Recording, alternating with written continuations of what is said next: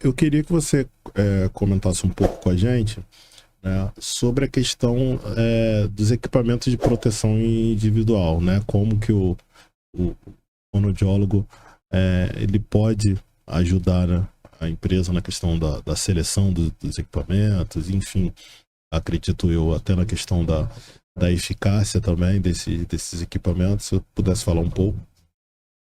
Sim, quando a gente pensa no protetor, a gente está falando de NR6, né? Sim. Equipamento de proteção individual. Então, como que nós, fonoaudiólogos, como que a gente pode somar, né? Colocar essa nossa expertise, né? Assim, eu costumo dizer que como a gente consegue emprestar um pouco do nosso conhecimento, né? Para a empresa.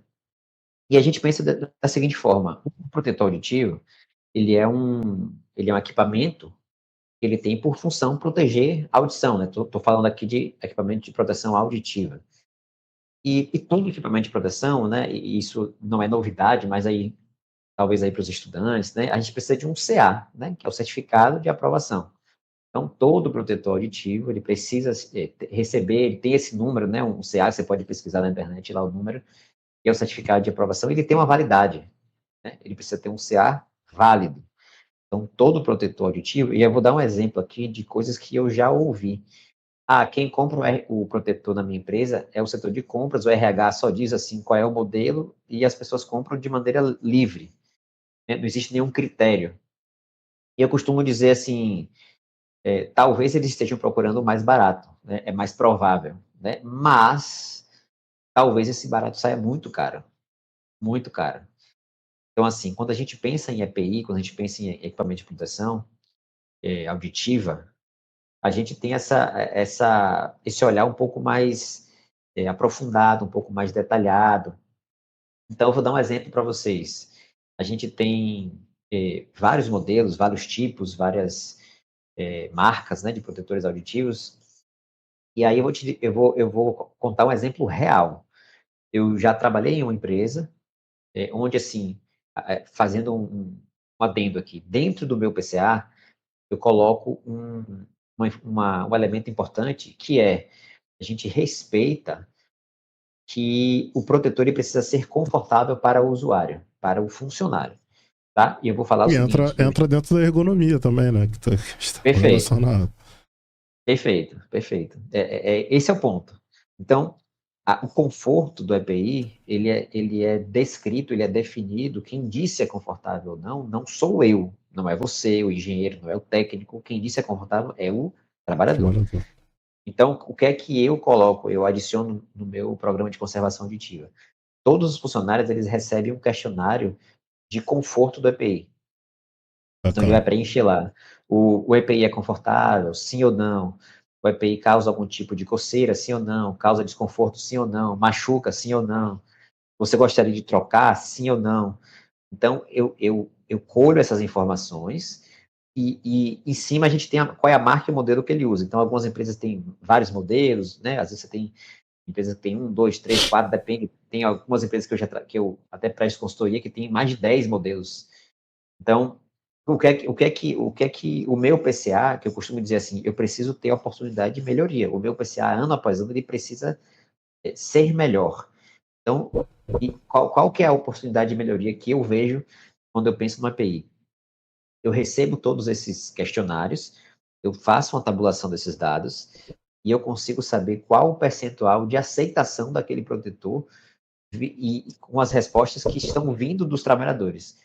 Então, eles me fornecem essas respostas e, ao final daquele período, eu consigo ter uma noção de quais são os protetores que são mais aceitos pelos trabalhadores e quais são os protetores que não são tão aceitos. E eu vou te dar um exemplo real. Eu tinha uma empresa que a gente fazia isso, eu faço isso até hoje, e a gente tinha um protetor que era um protetor muito bom, inclusive, mas por alguma razão aquela população, aquele grupo de pessoas, eles não gostavam daquele protetor, né? E aí muitas vezes o pessoal de compras, o RH, até a própria segurança fala, não, esse protetor é muito bom, esse é da marca X, é modelo Y, e eles falavam, sim, mas está me incomodando. E tem a questão também individual, né? Porque o nome do equipamento já é, né? Equipamento de proteção individual, cada indivíduo tem particularidade. E, por exemplo, eu tenho um amigo que ele faz jiu-jitsu. E a orelha dele é toda queimada. Então, por exemplo, um protetor auricular, ele nem fone de ouvido ele consegue usar o de inserção, ele consegue usar um fone como esse aqui, por exemplo.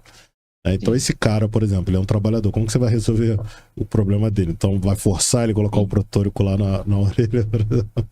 Eu costumo dizer que a gente quer obrigar o funcionário a usar um determinado protetor, qualquer tipo de equipamento, né, bota, luva, qualquer coisa, porque não é a gente que está ali passando 8 horas com aquilo incomodando. Sim. Né? Então, assim, com esse tipo de análise de um protetor auditivo, eu consigo respeitar a opinião dele, que é a que mais importa, né? Porque, assim, se eu compro um protetor que eu acho que é o melhor protetor para aquele grupo de trabalhadores, sem que eu escute os trabalhadores, né? E aqui cabe uma ressalva importante, eu costumo dizer que a parte mais importante do meu PCA são os trabalhadores, né? Então, não sou eu, não é a gestão, são os trabalhadores.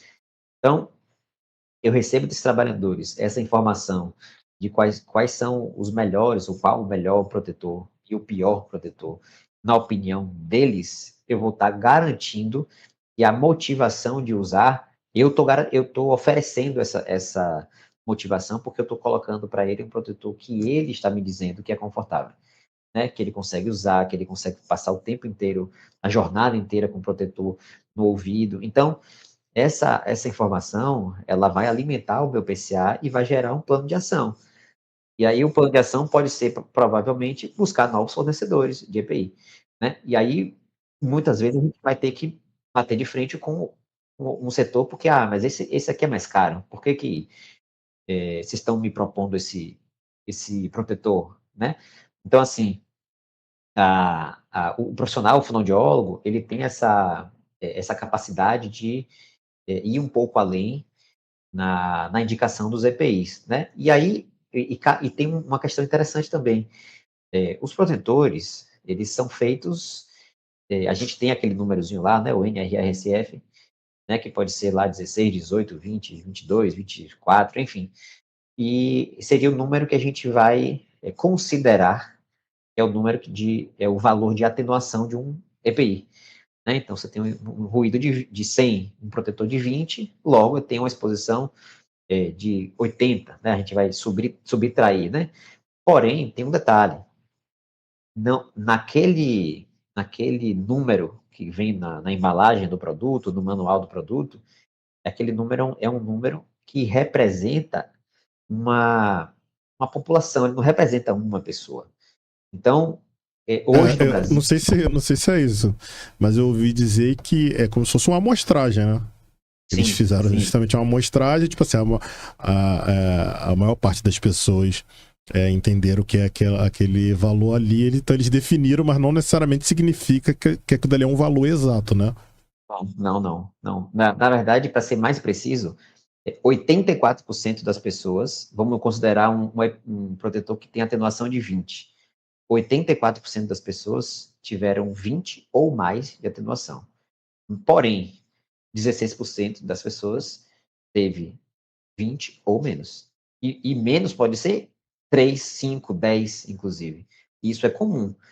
E aí, o que é que eu costumo dizer?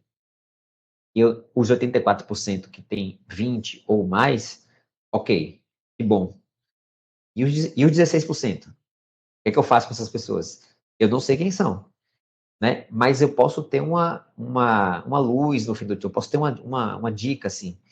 Aqueles que se incomodam mais, aqueles que não conseguem ficar com protetor durante toda a jornada, né? E esse grupo de pessoas, eles provavelmente teriam um valor de atenuação inferior. Então, essas pessoas eu preciso olhar para essas pessoas, né? Eu preciso considerar a informação que ele está me dando, né? Porque se eu sou responsável por cuidar da saúde auditiva dele, eu não posso simplesmente receber essa informação e fingir que ela não existe. Então, eu preciso tratar essa informação.